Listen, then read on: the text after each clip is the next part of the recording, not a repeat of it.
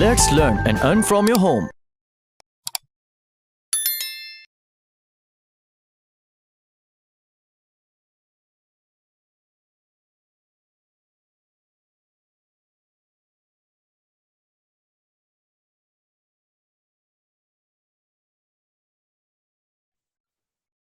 Okay सबसे पहली चीज आ जाती है कि मैंने आपको बताया कि जब आप एंड्रॉयड एप्स डेवलपमेंट करेंगे उसके लिए जो हम सॉफ्टवेयर यूज करने जाएंगे वो है एंड्रॉयड स्टूडियो।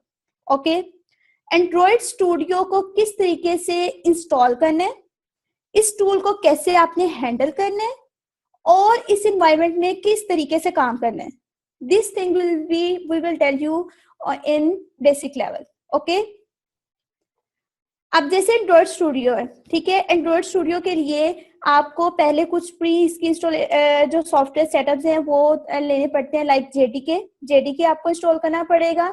जेडीके कहते हैं जावा डेवलपमेंट किट को, ठीक है, और जेडीके के साथ ही आपके पास JRE भी आ जाता है। और JRE क्या होता है? JRE is a Java run time environment.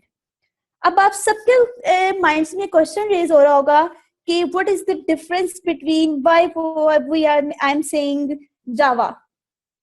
अगर आपको जावा नहीं भी आती है डजेंट मैटर। ओके आपके पास प्रोग्रामिंग नॉलेज नहीं है तब भी कोई मैटर नहीं करता है। सिर्फ चीज क्या है कि आपको पहले थोड़ा सा आपको जावा का भी इंट्रो दिया जाएगा इस कोर्स में, ठीक है, बेसिक्स बताई जाएंगी। बेसिक्स के एक प्रोग्रामिंग लाइक आपने देखा होगा हर प्रोग्रामिंग लैंग्वेज का एक सिंटैक्स होता है। इसी तरह जब आप एंड्रॉयड स्टूडियो में काम करते हैं तो इसके साथ जावा की बेसिक्स जो है वो काफी मतलब आप अगर आप उसको जानते हैं तो वो काफी हेल्पफुल होती हैं। तो आपको पहले जावा का इंट्रो भी दिया जाएगा, ठीक हो क्या? Okay now other thing is that कि आपको बेसिक प्रोग्रामिंग लैंग्वेज से चलाया जाएगा एंड देन आपको एडवांस तक लेके जाया जाएगा, ठीक हो गया? एंड्रॉयड स्टूडियो को इंस्टॉल कैसे करते हैं, ठीक है, इसके लिए जेडीके JRE को आपने कैसे इंस्टॉल करना है, उसके लिए आपको हेल्पिंग वेबसाइट्स और जहां से उसको डाउनलोड करना है वो भी प्रॉपर गाइड किया जाएगा, ठीक है। इसके अलावा जब आप एंड्रॉयड स्टूडियो इंस्टॉल कर लेते हैं, लाइक मैंने आप सबको एक बात कही अभी, वो ये कि आपके पास एक पर्सनल अपना एक पीसी होना चाहिए। अगर एंड्रॉयड फोन नहीं भी है तो doesn't matter, that's the reason we are using Android studio. Android studio एक क्वाइट कंफर्टेबल प्लेटफॉर्म है जहां पे आप अपनी एंड्रॉयड एप्स को डेवलप कर सकते हैं, ठीक हो गया? आप किस तरीके से कर सकते हैं, यहाँ पे आपके पास एम्यूलेटर भी होते हैं। अगर लेट्स सपोज आप इसका अपना एम्यूलेटर नहीं यूज कर रहे हैं तो आप इसके अलावा इसका जेनी मोशन के जरिए इसके साथ एम्यूलेटर को कर सकते हैं, ठीक हो गया? इसके अलावा डिजाइनिंग भी आप इसी में करते हैं अपनी एप्स की, और उसका फंक्शनैलिटी जो है उसके लिए भी आपकी जावा फाइल्स इसमें क्रिएट होती हैं, ठीक है, और फिर हम उसको तमाम चीजों को आपस में मर्ज कर देते हैं, ठीक हो गया?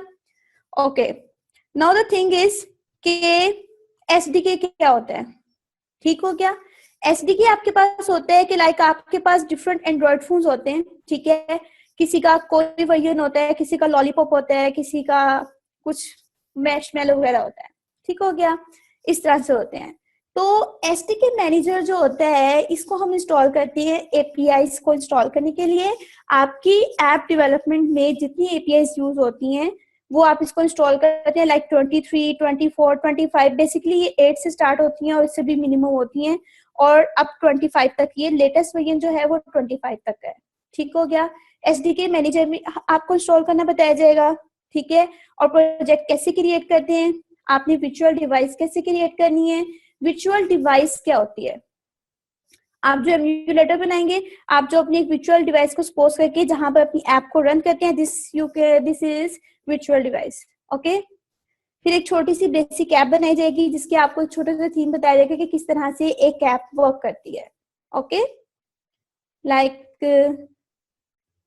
ओके अब हम स्टेप बाय स्टेप आगे बढ़ रहे हैं। अभी तक मैंने जस्ट आपको एक सेटअप का इंट्रो दिया है। सेटअप का इंट्रो के बाद अब आपके पास नेक्स्ट चीज क्या आ जाती है कि हम लाइक जावा है ना, जावा में हम क्लासेस और एक्टिविटीज में काम करते हैं, पैकेजेस बना के उसमें काम करते हैं। इसी तरह से एंड्रॉयड एप्स डेवलपमेंट के लिए भी एंड्रॉयड स्टूडियो में आप एक्टिविटीज बनाते हैं, ठीक है, एक्टिविटीज के अगेंस्ट लेआउट्स बनाते हैं, उन दोनों को मर्ज करते हैं और फिर ऐप बना देते हैं।